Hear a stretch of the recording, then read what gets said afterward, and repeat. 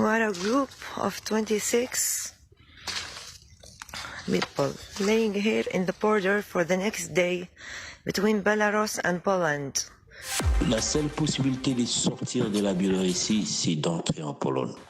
Et la seule possibilité de sortir de la Pologne, c'est de rentrer à la Biélorussie.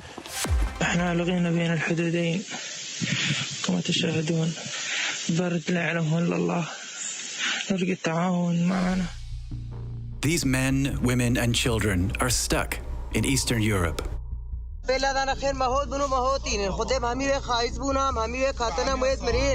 the forest between Poland and Belarus.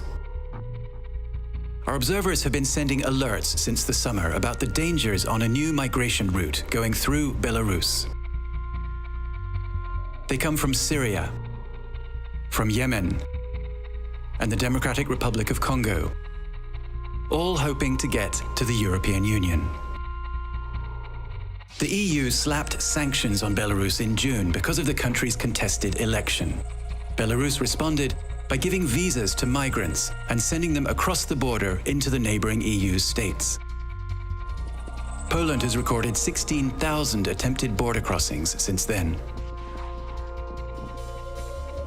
Its right-wing government has played the security card, suggesting there might be terrorists among the migrants. They've been sending them back across the border into Belarus and are talking of building a wall.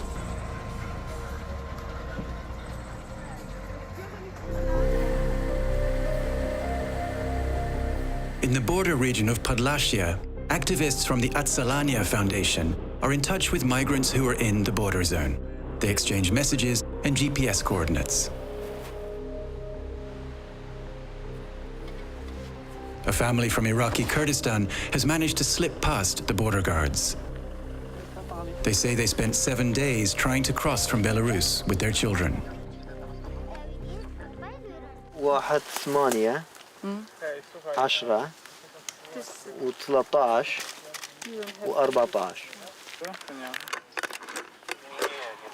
While one of the activists gives them food and hot drinks, her colleague Piotr explains that the family's only option to avoid being sent back is to claim asylum. Right now they give the power of attorney to one of the person on the spot, and this person called border guard to ask them to come here and to assist them in the procedure of applying for international protection in Poland. International protection or asylum is reserved for people who are fleeing war or persecution. Applicants must intend to stay in Poland and are handed over to the border guards. They arrive 2 hours later.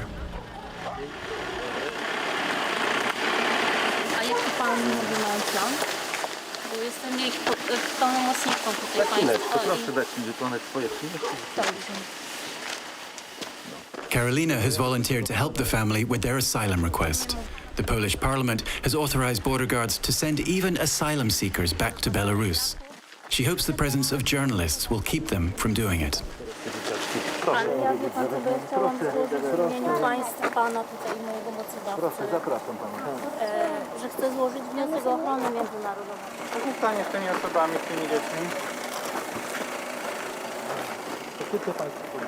Pouvez nous expliquer ce qui se passe? They are taking them to Michałów, to the border guards, and it's 50 minutes from here. Do widzenia.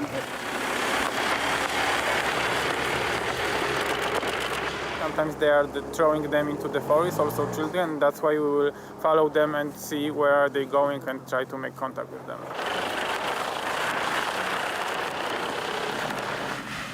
The family have indeed been taken to the border guard post.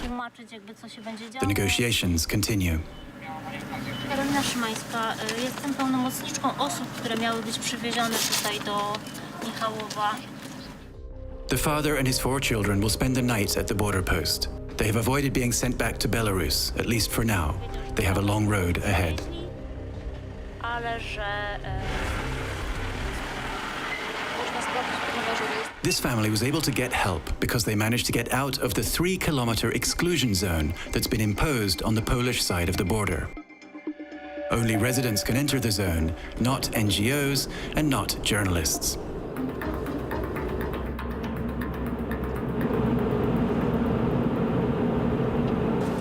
to close. We can't go this way. Okay. Okay? But not far from the checkpoint, we saw police vehicles.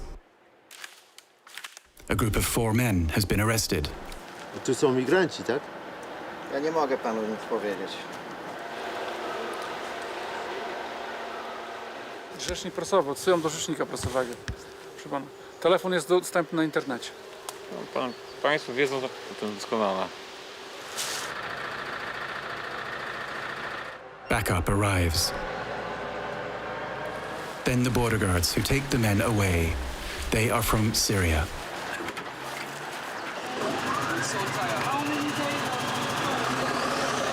The 4 men are sent back to Belarus.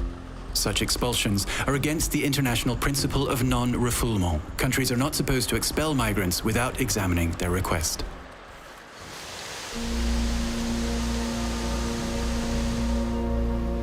All along the border, migrants find themselves cold and hungry, caught between border guards from Poland and from Belarus. But they have cell phones with WhatsApp. We're in touch with a man from Congo. "Hello, ma'am," he writes in broken French. "I have to get out. There's nothing to eat, nothing to drink. It's hell." Another migrant from Congo sends us videos and tells us what his group went through. We met some Polish soldiers. I told them I'm from Congo and I want to apply for asylum. They told me, "You're not going to do anything here." Then they took us away and sent us back to Belarus. Poland. We spent the first night outside with my children. We made a fire because it was very cold and very dark. There was no light. Nelson told us it was like being in a game of ping-pong between the 2 countries. Because Belarus refuses to take in migrants who have already crossed into Europe. Since September, at least 7 migrants have died in the forest from exhaustion and hypothermia.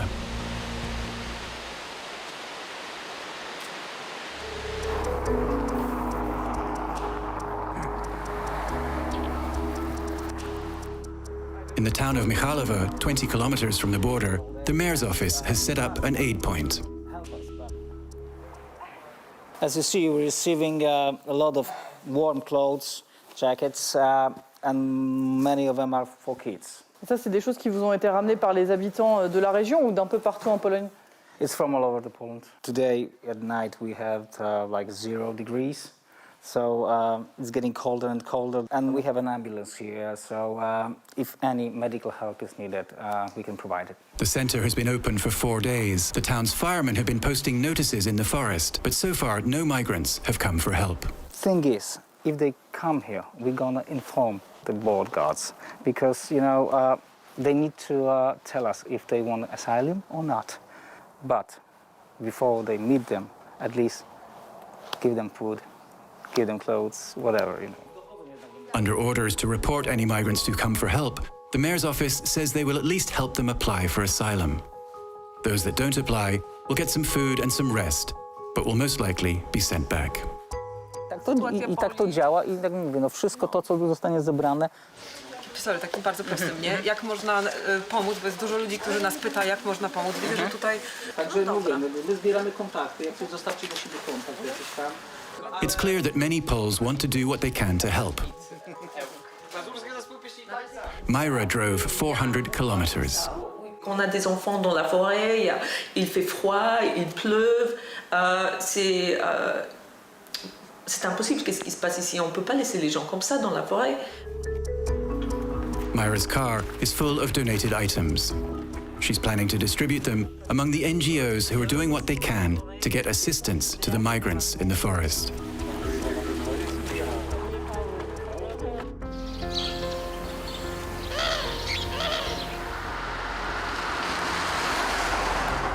Many Poles support the hard line their government has taken on the migrants. But along the border, some residents are taking in migrants without reporting them to the border guards. One of them, who asked not to be filmed, is putting up a young man from Iraq, Hussein, 20 years old. I walked for an entire day without shoes. I was in a bog and drank dirty water. I lost my shirt. Our clothes were in ruins. We had nothing left. On social media, there was information on Facebook and YouTube that it was easy to cross the border. You fly to Belarus, go to Poland, then to Germany, in the EU, where things are good. There's no life in Iraq. Things are dead. We came because we want to live somewhere we have rights, somewhere we can get a job. Hussein will continue his journey tonight, heading to Warsaw, where he hopes to get a train to Germany.